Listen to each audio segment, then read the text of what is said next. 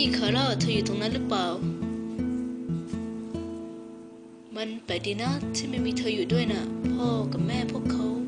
คิดถึงเธอจริงๆเฮ้อเฮ้อเฮ้อฉันคิดถึงเธอนะ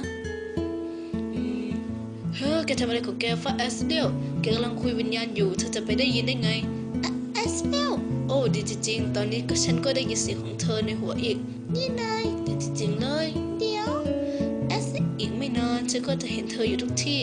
ฉันจะเริ่มคุยกับตัวเองแอสเดลอยู่สักทีแล้วพระเจ้าฉันเสียสติไปแล้วจริงๆแอสเลียวดีมาก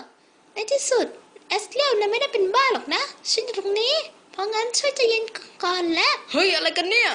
อ้าอ้าว่าไงแอสเลียวว่าไงคาร่าอย่าขี้เลือนสวัสดีฟริกสวัสดีแซนไอ้กระดูกนั่น